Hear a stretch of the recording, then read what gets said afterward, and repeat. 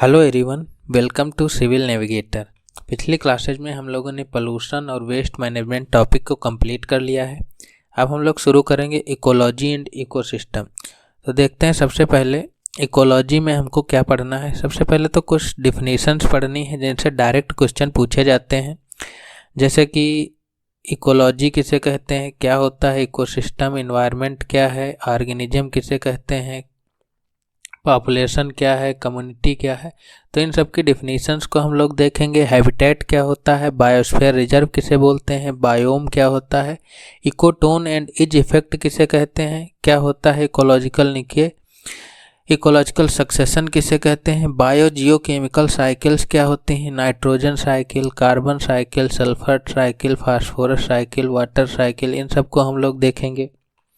हम लोग देखेंगे बायोलॉजिकल इंटरेक्शन क्या होता है, कंपटीशन क्या होता है, कमेंसलिज्म क्या होता है, पैरासाइटिज्म, म्यूचुअलिज्म, इन सब को हम देखेंगे। Ecological energy different trophic level क्या होते हैं, ये कवर करेंगे। क्या डिफरेंस होता है फूड चेन फूड वेब में, bio magnification and bio accumulation क्या होता है, इसके बारे में हम लोग देखेंगे। किसी भी इकोसिस्टम की फाउंडेशन स्पीसीज और की स्टोन स्पीसीज क्या होती हैं, एडेप्टेशन किसे बोलते हैं, होम्योस्टेसिस क्या होता है, हाइबरनेशन और स्टिवेशन किसे कहते हैं, शीत निष्क्रियता और ग्रीष्म निष्क्रियता, ये हम लोग देखेंगे। तो ये था इकोलॉजी का सिलेबस। अब हम लोग देखते हैं इकोलॉजी की डिफिनीशन क्या है। इकोलॉजी दो शब्द से मिलके बना है। पहला है ओइकोस, ये ग्रीक वर्ड है जिसका मतलब हाउस या सराउंडिंग होता है, प्लस लोगोस, लोगोस मतलब स्टडी होता है या साइंटिफिक स्टडी। तो इकोलॉजी ऑर्गेनिज्म और उसके एनवायरनमेंट के बीच की रिलेशनशिप की साइंटिफिक अध्ययन या स्टडी को ही इकोलॉजी कहा जाता है। Ecology is the scientific study of the relationship between living organism and their environment. तो ये है डिफिनीशन इकोलॉजी की। जैसा कि हमने बताया कि डायरेक्ट डिफिनीशन पे क्वेश्चन पूछे जाते हैं, ये क्वेश्चन डायरेक्ट डिफिनीशन पे ही था। Ecology is the study of the relationship between, ये यूपीआरओ में 2014 में पूछा गया था। Organism and environment, man and forest, soil and water, husband and wife. तो इसका आंसर क्या होगा, A, organism and environment. Direct definition से क्वेश्चन उठाया हुआ है। कुछ इम्पॉर्टेंट टर्म है, इनको किसने दिया था, किसने प्रपोज किया था, इस पे अक्सर क्वेश्चन पूछा जाता है, तो मैंने इसको एक टेबल में डाल दिया है। Ecology Ernst Haeckel, deep ecology Arne Naess, ecosystem A G Tansley, इसको पूछा भी जा चुका है एग्जाम में। Ecological transition John W Bennett, इनकी एक बुक है ecological transition, cultural anthropology and human adaptation, उसी में इसका जिक्र है इकोलॉजिकल ट्रांजिशन का। Ecological niche Joseph Grinnell, biotic succession F Clement. तो ये कुछ इंपॉर्टेंट टर्म है, इंपॉर्टेंट इनके किसने दिया है ये आप लोगों को याद रखने होंगे। तो ये मैंने एक वीडियो डाली है, ये आप लोग जब पीपीटी डाउनलोड करेंगे हमारे टेलीग्राम चैनल सिविल नेविगेटर से, तो इसमें कुछ टर्मिनोलॉजी है इंपॉर्टेंट जिनके बारे में एक वीडियो है, बहुत अच्छा वीडियो है, आप लोग इसको देख सकते हैं। क्या होता है ऑर्गेनिज्म, क्या होता है पॉपुलेशन, कम्युनिटी क्या होता है, इकोसिस्टम क्या है, उसके बारे में बहुत अच्छा वीडियो है। तो आप लोग जब पीपीटी डाउनलोड करेंगे तो वहाँ से देख लेना। हम लोग आगे देखते हैं डिफरेंट डिफिनीशंस। जैसे ऑर्गेनिज्म किसे कहते हैं, किसी भी स्पीसीज का एक सिंगल इंडिविजुअल जो है उसको ऑर्गेनिज्म बोला जाता है। जैसे कि ये एक फिश है, सिंगल फिश, इसको हम लोग ऑर्गेनिज्म बोलेंगे। एक सिंगल ह्यूमन बीइंग, वो भी एक ऑर्गेनिज्म है। एक बर्ड है, कोई सिंगल बर्ड किसी भी स्पीसीज की, तो वो भी एक ऑर्गेनिज्म है। ऐसे ही बहुत सारे जब ऑर्गेनिज्म मिल जाएं एक ही स्पीसीज के, तो हम उसको पॉपुलेशन बोलते हैं। जैसे कि आप देख पा रहे इसमें कई सारी सेम स्पीसीज की फिश हैं, तो इनको हम लोग पॉपुलेशन बोलेंगे। जैसे कि अगर हम बात करें ह्यूमन पॉपुलेशन बोलते हैं तो केवल ह्यूमन को ही काउंट करते हैं, उसमें पशु पक्षी पेड़ पौधे नहीं काउंट किए जाते हैं। तो सेम स्पीसीज के इंडिविजुअल्स जब बहुत सारे मिल जाते हैं तो उसको हम लोग पॉपुलेशन बोलते हैं। इसमें अगर कोई दूसरे फिश आती किसी दूसरी प्रजाति की तो उसको हम लोग इस फिश की पॉपुलेशन से अलग रखते, वो दूसरी पॉपुलेशन हो जाती। जैसे कि इसमें ये दूसरी पॉपुलेशन है, ये दूसरी पॉपुलेशन, ये अलग पॉपुलेशन, इनकी अलग है, इनकी अलग है, तो डिफरेंट डिफरेंट पॉपुलेशन है। तो कई सारी जब पॉपुलेशन मिल जाती हैं तो बनता है हमारा कम्युनिटी। ये रही कम्युनिटी की डिफिनेशन। जब एक सिंगल इंडिविजुअल हो गया, कई सारे इंडिविजुअल मिल करके सेम स्पीसीज के पॉपुलेशन बनाते हैं, कई सारी पॉपुलेशन मिल करके एक कम्युनिटी बनती है। इनमें देख पा रहे होंगे कि कोई भी नॉन लिविंग नहीं है, पॉपुलेशन मतलब लिविंग ही होगी, तो कोई नॉन लिविंग एलिमेंट नहीं है। अगर हम इसी कम्युनिटी में नॉन लिविंग एलिमेंट भी जोड़ दें, जैसे कि इसमें वाटर आ गया, इसमें रॉक्स आ गई, तो ये एक इकोसिस्टम तैयार हो जाता है। कई सारे इकोसिस्टम मिल करके एक बायोम तैयार करते हैं, और एक बायोस्फीयर इसी बायोस्फीयर का ही पार्ट है बायोम। बायोस्फीयर क्या होता है इसको हम लोग डिटेल में आगे भी देखेंगे कि जहाँ पे लैंड, एयर और वाटर मिलते हैं उस प्लेस को बायोस्फीयर बोला जाता है। तो एक बड़ा ब्रॉडर लैंडस्केप हो, उसके बायोस्फीयर, बायोम उसी के सब पार्ट होते हैं। तो अगर हम इकोसिस्टम की डेफिनेशन देखें तो ecosystem is a biological community of interacting organism. Interacting organism क्या होंगे? बायोटिक ही होंगे, लिविंग होंगे, and their physical environment abiotic component within a specific geographical area. Biotic जैविक घटक और एबायोटिक अजैविक घटक। तो हम लोग समझते हैं कि क्या है इकोसिस्टम की डिफिनीशन। एक कोई पर्टिकुलर ज्योग्राफिक एरिया ले लो, उसमें कुछ एलिमेंट होंगे जिनको हम लोग बायोटिक बोलेंगे, लिविंग होंगे, कुछ होंगे अबायोटिक होंगे, नॉन लिविंग होंगे। तो इन्हीं के बीच का इंटरेक्शन और आपस में इंटरेक्शन, इनका बायोटिक में बायोटिक का इंटरेक्शन, ये सब कुछ मिलकर के एक इकोसिस्टम तैयार करता है जो एक फंक्शनल यूनिट होती है, इंडिपेंडेंटली सर्वाइव कर सकती है। इसीलिए इसको फंक्शनल यूनिट ऑफ नेचर भी बोला जाता है। इंटरेक्शन कैसा होता है? जैसे कि मान लिया बायोटिक में कुछ प्लांट हैं, ये प्रोड्यूसर होंगे, इनको प्रोड्यूस करने के लिए एबायोटिक एलिमेंट चाहिए, जैसे कि सनलाइट चाहिए, इसको कुछ मिनरल्स चाहिए, वाटर चाहिए। तो ये एबायोटिक और बायोटिक का इंटरेक्शन हो गया। अब ये प्रोड्यूसर क्लास से कंज्यूमर होंगे कुछ, जैसे कि कोई एनिमल होगा, बाघ हो गया, जैसे कि सेकेंडरी कंज्यूमर हो गया। ऐसे प्राइमरी कंज्यूमर जैसे कि कोई भी प्राइमरी बकरी हो गई, तो ये भी प्राइमरी कंज्यूमर खाएगी, उसको फिर सेकेंडरी कंज्यूमर, तो एक पूरी की पूरी चेन स्टार्ट हो जाएगी। अब ये जो जैसे प्लांट है या कोई एनिमल है वो डेड होगा तो उसको डिकम्पोज करने के लिए कुछ डिकम्पोजर होंगे, वो भी बायोटिक होंगे। तो एक पूरा का पूरा इंटरेक्शन है बायोटिक एबायोटिक के बीच का, जो एक फंक्शनल यूनिट तैयार करता है नेचर में। तो इसीलिए फंक्शनल यूनिट ऑफ नेचर भी बोला जाता है किसी भी इकोसिस्टम को। अब हम लोग एक बार और देख लेते हैं कि क्या पढ़ें, इनका क्या आर्डर है। जैसे कि इंडिविजुअल, कोई भी एक सिंगल स्पीसीज, पॉपुलेशन, कई सारे इंडिविजुअल अगर मिल जाते हैं सेम स्पीसीज के तो उसे पॉपुलेशन बोला जाता है। डिफरेंट पॉपुलेशन मिलके कम्युनिटी बनाती हैं। अगर उसमें हम नॉन लिविंग एलिमेंट भी काउंट कर लें, जोड़ लें, तो वो इकोसिस्टम तैयार हो जाता है। इंटरेक्शन कैसे होता है हम लोगों ने पीछे देख भी लिया।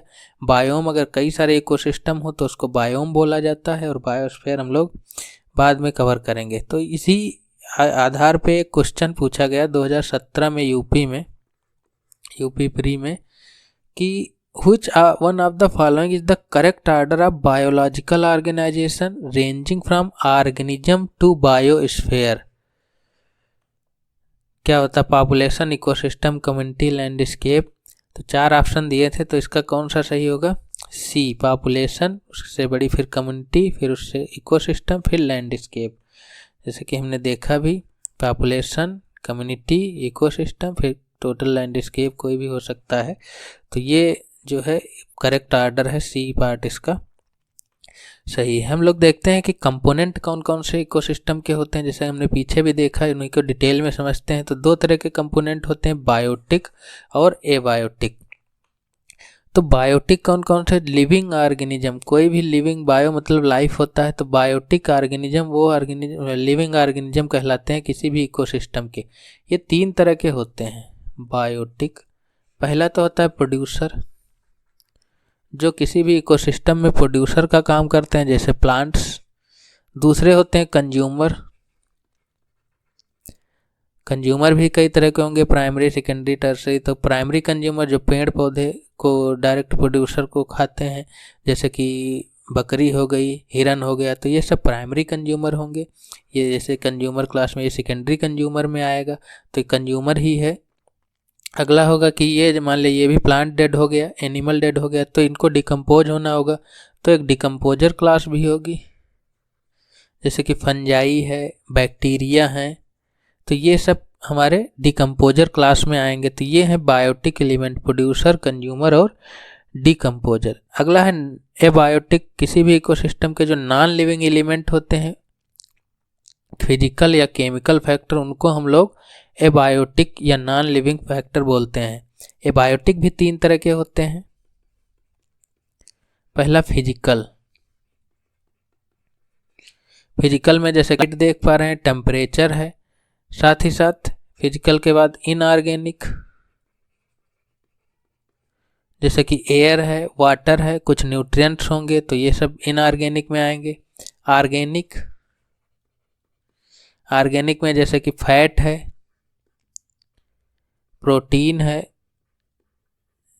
कार्बोहाइड्रेट है, तो ये सब के सब तुम्हारे ऑर्गेनिक कंपोनेंट होंगे। तो 2 तरह के कंपोनेंट हो गए, बायोटिक और एबायोटिक। ये जो फिगर आप देख रहे हैं, ये कंप्लीट इकोसिस्टम को दिखाती है। तो इसमें सारे के सारे एलिमेंट आपको मिलेंगे जो हमने पीछे पढ़ते हैं देखा। तो इस फिगर को देख के हम लोग पीछे का भी रिकवर करेंगे और देखते हैं कि कौन कौन से इसमें बायोटिक एलिमेंट हैं। बायोटिक में भी प्रोड्यूसर था पहला, तो इस फिगर में पहला प्रोड्यूसर कौन सा है? प्लांट्स लगे हैं, कुछ झाड़ियां हैं, घास है, कुछ जलीय पौधे हैं, तो ये सब के सब प्रोड्यूसर क्लास में आएंगे। दूसरी है कंज्यूमर। कंज्यूमर में आप देख पा रहे होंगे कंगारू खड़ा है यहाँ पे एक केकड़ा है, फिश है, फ्रॉग है, स्नेक है, क्रो है, तो ये सब के सब कंज्यूमर क्लास में आएंगे। अगला है डिकम्पोजर, जब ये डेड हो जाएंगे प्लांट्स हैं या कंज्यूमर क्लास का कोई भी, तो इनको डिकम्पोज होने के लिए, जैसे फंजाई देख पा रहे होंगे आप यहाँ पे, बैक्टीरिया है, तो ये डिकम्पोजर का काम करते हैं। साथ ही साथ एबायोटिक एलिमेंट भी हैं इसमें। एबायोटिक में हमने देखा था फिजिकल, सन देख पा रहे होंगे, सनलाइट मिल रही है, हीट मिल रही है, तो ये हो गए फिजिकल एलिमेंट। दूसरे हैं इनऑर्गेनिक, वाटर देख पा रहे होंगे, इनऑर्गेनिक में रॉक्स है, सॉइल है, तो ये सब इनऑर्गेनिक एलिमेंट हैं। ऑर्गेनिक जैसा कि पीछे भी देखा, प्रोटीन, कार्बोहाइड्रेट, फैट, ये सब के सब ऑर्गेनिक कंपोनेंट किसी भी इकोसिस्टम के होते हैं। एक बात और कि ये एक क्लोज सिस्टम नहीं है, कोई भी इकोसिस्टम क्लोज्ड नहीं हो सकता, पॉसिबल ही नहीं है। क्यों नहीं हो सकता? जैसे कि इसी इकोसिस्टम को देख के हम लोग समझने की कोशिश करें कि इसमें कुछ प्रोड्यूसर क्लास है, इस प्रोड्यूसर को चाहिए सनलाइट, नीचे से चाहिए वाटर, मिनरल्स, तभी ये प्रोड्यूस कर सकता है, तभी इसको प्राइमरी कंज्यूमर खाएंगे, उसके बाद सेकेंडरी कंज्यूमर, और एक पूरी चेन होगी, वो डेड होंगे, वो फिर से ज़मीन में, मिट्टी में मिल जाएंगे। तो ये कुछ जियोकेमिकल साइकिल्स होंगी, जैसे नाइट्रोजन साइकिल है, वाटर साइकिल है, ये भी इन्वायरमेंट के जरिए ही कंप्लीट होंगी। तो इसको अगर क्लोज कर दिया जाए, इसमें मान लिया सनलाइट ही ना आए, तो प्रोड्यूसर, प्राइमरी प्रोड्यूसर प्रोड्यूस नहीं करेंगे, वो डेड कर जाएंगे, तो प्राइमरी कंज्यूमर ख़त्म, सेकेंडरी कंज्यूमर ख़त्म, धीरे धीरे पूरी की पूरी चेन ख़त्म हो जाएगी और ये इकोसिस्टम फंक्शनल यूनिट बचेगा ही नहीं। तो कोई भी इकोसिस्टम चाहे छोटा बड़ा जिस साइज का हो, वो क्लोज नहीं हो सकता कभी कंप्लीटली, उसको ओपन हुई ही होगा कोई भी इकोसिस्टम। तो इसी के आधार पे एक क्वेश्चन पूछ लिया यूपी में 2015 में कि which one of the following is not correct about the ecosystem, it is a close system. Close नहीं होता है, ओपन सिस्टम होगा कभी भी कोई भी इकोसिस्टम। टाइप देख लेते हैं हम लोग इकोसिस्टम के। 3 तरह का इकोसिस्टम होता है, एक टेरेस्ट्रियल जमीन वाले, जैसे फॉरेस्ट है, ग्रासलैंड है, डिजर्ट है। एक्वेटिक जलीय, जलीय में सैलाइन, खारे वाटर के। खारे वाटर में आप लोग कौन कौन से देखेंगे, जैसे ओशियन है, लेक है, खारे पानी की लेक होती हैं, इस्चुरी है, तो ये सब के सब सैलाइन वाटर के हो गए। नॉन सैलाइन या मीठे पानी फ्रेश वाटर के, फ्रेश वाटर की लेक होती हैं, रिवर हो सकती हैं। या पॉन्ड हो, तो ये सब के सब मीठे पानी या फ्रेश वाटर लेक होंगी। मैन मेड अगर हम इकोसिस्टम देखें तो एक्वेरियम हो गया या फार्मलैंड हो गया, तो ये सब के सब मैन मेड इकोसिस्टम होते हैं। साइज की अगर हम बात करें इकोसिस्टम के, तो साइज कुछ भी हो सकता है, कुछ मिलीमीटर से ले करके पूरी अर्थ जो है वो इकोसिस्टम हो सकती है। अगर कोई आप एक गमला रखा है उसको नीचे उठाएं अगर, तो उसके नीचे बहुत सारे छोटे छोटे जीव जंतु मिलेंगे, कुछ मिट्टी होगी, सब कुछ मिलेगा उसके नीचे, तो एक कंप्लीट इकोसिस्टम वो भी तैयार कर लेते हैं जो फंक्शनल होता है। तो ये कुछ मिलीमीटर का ही होगा। पांड है उससे बड़े होंगे, घास के मैदान है, जंगल हैं, डिजर्ट हैं, या पृथ्वी, संपूर्ण पृथ्वी भी इकोसिस्टम ही है। तो ये साइज कुछ भी हो सकता, कुछ मिलीमीटर से ले करके संपूर्ण अर्थ। अब हमने जब वो सैलाइन वाटर के इकोसिस्टम देखा था तो ओशियन भी था। ओशियन भी एक सैलाइन वाटर का ही इकोसिस्टम होता है। लगभग 70% एरिया पे हमारे यहाँ पे समुद्र है, और जितना भी अर्थ पे अवेलेबल वाटर है उसका 97% वाटर समुद्रों में ही पाया जाता है। तो अगर देखा जाए कि सबसे बड़ा इकोसिस्टम कौन सा होगा, तो ओशियानिक इकोसिस्टम ही सबसे बड़ा होगा, क्योंकि ऑलरेडी इसने 70% एरिया कवर कर रखा है, बाकियों के लिए सिर्फ 30% ही छोड़ा है। तो ये सबसे बड़ा इकोसिस्टम होगा। इसके कुछ फीचर्स हैं जो हम लोग देख लेते हैं, जिन पे अक्सर क्वेश्चन पूछा जाता रहता है, क्या है उनको देखने की कोशिश करते हैं। पहला तो इंटरटाइडल जोन। देख पा रहे होंगे कि यहाँ से यहाँ तक ये जो रीजन दिख रहा है, जब हाई टाइड आता है समुद्र में तो पानी कुछ ऊपर तक आ जाता है, जब लो टाइड होता है तो पानी नीचे चला जाता है। तो जो ये जहाँ तक जाता है फिर रिसीड करके पहुँचता है, तो इसी को हम लोग बोलते हैं इंटरटाइडल रेंज, और इस जोन को बोला जाता है इंटरटाइडल जोन।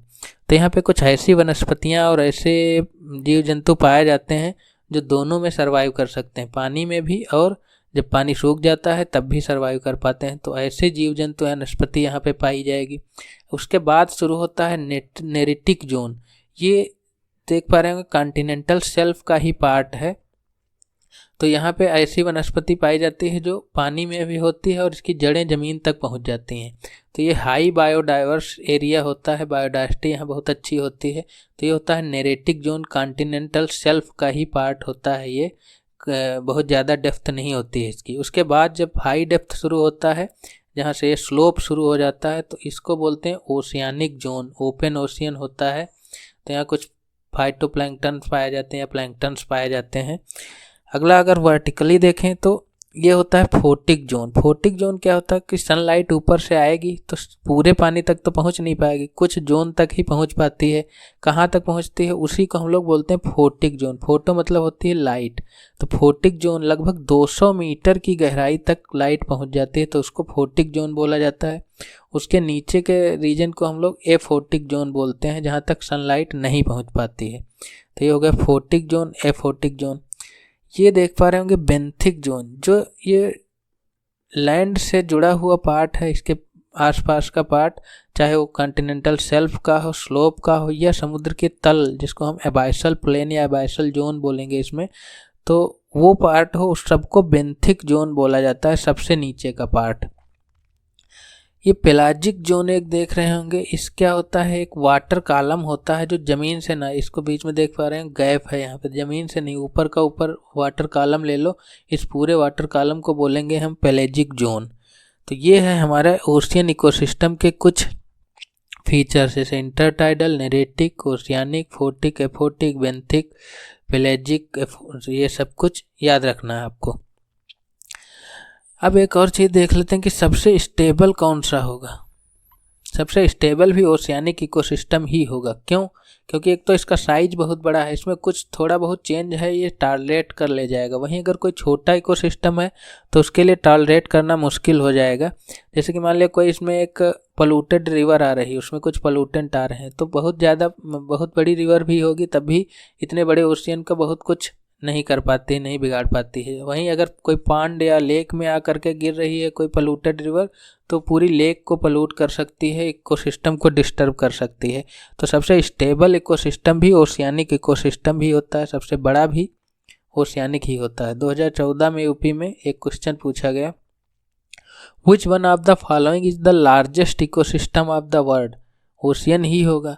ये भी क्वेश्चन पूछा जा चुका है, which one of the following is the most stable ecosystem, वो भी ओशियन ही होगा उसका भी आंसर। अब देख लेते हैं हम लोग फ्रेश वाटर के इकोसिस्टम कौन कौन से होते हैं। फ्रेश वाटर में दो तरह के इकोसिस्टम होते हैं, एक लेंटिक, एक होता है लोटिक। लेंटिक इकोसिस्टम जो आराम से लेटे हो, कहीं नहीं जाना है, आराम कर रहे हो, वैसे सारे इकोसिस्टम लेंटिक इकोसिस्टम कहलाते हैं। ये मतलब कि स्टेबल वाटर जो फ्लो ना कर रहा हो, जैसे कि पॉन्ड हो गया, लेक हो गई, तो ये सब के सब क्या होंगे, लेंटिक इकोसिस्टम होंगे, क्योंकि इनका पानी स्टेबल है, कहीं बह के नहीं जा रहा है। वहीं लोटिक इकोसिस्टम जो लोट लोट के कहीं जा रहे हो, तो वो सबके लोट मतलब फ्लोइंग वाटर हो, जैसे कि रिवर हो गई, वाटरफॉल हो गया, स्प्रिंग हो गया, ये सब में वाटर जो है स्टैटिक नहीं होगा, फ्लो कर रहा होगा, तो ऐसे सबको लोटिक इकोसिस्टम बोला जाता है। Lentic ecosystem also called lacustrine, lake से बना है। Lacustrine ecosystem are still water ecosystem, standing fresh water system are known as lentic ecosystem. Lentic ecosystem के कुछ पार्ट होते हैं जिनसे अक्सर क्वेश्चन पूछा जाता रहता है, तो उनको देख लेते हैं कहाँ पे होता है, अक्सर इनका आर्डर पूछते हैं। तो पहला है लिटोरल जोन। लिटोरल जोन जो शोर किनारे से ले करके कुछ दूरी तक जहाँ तक रूटेड वेजिटेशन पाया जाता है, उस जोन को बोलते हैं लिटोरल जोन, क्योंकि ये ज़मीन तक पौधे इसके पहुँचते हैं, ऊपर निकले भी रहते हैं, तो ऐसे सारे जोन को हम लोग लिटोरल जोन बोलते हैं। उसके बाद शुरू होता है लिमेंटिक जोन, जो ओपन वाटर में होता है, इसमें कुछ प्लैंक्टन्स पाए जाते हैं। उससे लिमेंटिक जोन के नीचे स्टार्ट होता है डीप वाटर में प्रोफाउंडल जोन, जिसमें हेट्रोट्रोफ पाए जाते हैं, क्योंकि इस डेप्थ तक ऑटोट्रोफ नहीं होंगे, खुद से भोजन बनाने वाले नहीं होंगे, तो यहाँ पे हेट्रोट्रोफ ही पाए जाते हैं। अगला हमने जो जैसा ओशियानिक वाले में पढ़ा था कि ये जो ज़मीन से लगा हुआ पार्ट होता है ज़मीन तली तक, इसको हम लोग बेंथिक जोन बोलते हैं। तो ये है एक पूरा लेंटिक इकोसिस्टम। एक क्वेश्चन है इस पे आधारित, वो arrange the following zone of the lentic water body from top to bottom. Top to bottom इसको अरेंज करना है, लेमेंटिक, बेंथिक, लिटोरल, प्रोफाउंडल। इसका आंसर आप लोग कमेंट बॉक्स में देंगे, नहीं तो आप क्विज में हमारे टेलीग्राम चैनल जो है सिविल नेविगेटर, वहाँ क्विज में आप इसका आंसर और एक्सप्लेनेशन देख पाएंगे। Lotic ecosystem, aquatic system that consist of flowing fresh water, जैसे कि रिवर हो गई, स्प्रिंग हो गया, वाटरफॉल हो गया, ऐसे सारे इकोसिस्टम लोटिक इकोसिस्टम या रिवराइन इकोसिस्टम बोला जाता है। तो ये था हमारा इकोसिस्टम। देखते हैं हम लोग क्या क्या पीछे पढ़े हैं, उसको रिकैप करने की कोशिश करते हैं। कौन कौन से टाइप हमने पढ़े हैं इकोसिस्टम के। एक तो नेचुरल इकोसिस्टम हमने पढ़ा है, एक आर्टिफिशियल या मैन मेड, जैसे कि हमने एक्वेरियम पढ़ा या फार्मलैंड। टेरेस्ट्रियल में हमने फॉरेस्ट पढ़े, ग्रासलैंड पढ़े, डिजर्ट पढ़े। एक्वेटिक जलीय जो हैं उसमें हमने फ्रेश वाटर पढ़ा, और मैराइन या साल्टी वाटर इकोसिस्टम भी पढ़ा। तो फ्रेश वाटर में हमने लोटिक पढ़ा, जैसे कि रिवर है, स्ट्रीम है या स्प्रिंग है। लेंटिक में हमने लेक, पॉन्ड या स्वैम्प, दलदली भूमि जो होती हैं, तो वो सब कुछ फ्रेश वाटर के ही पार्ट होते हैं, लेंटिक इकोसिस्टम बोला जाता है। तो ये था हमारा आज का लेक्चर इकोसिस्टम पे। आप इस लेक्चर की पीपीटी हमारे टेलीग्राम चैनल सिविल नेविगेटर से डाउनलोड कर सकते हैं, लिंक आपको डिस्क्रिप्शन बॉक्स में भी मिल जाएगा। Thank you very much.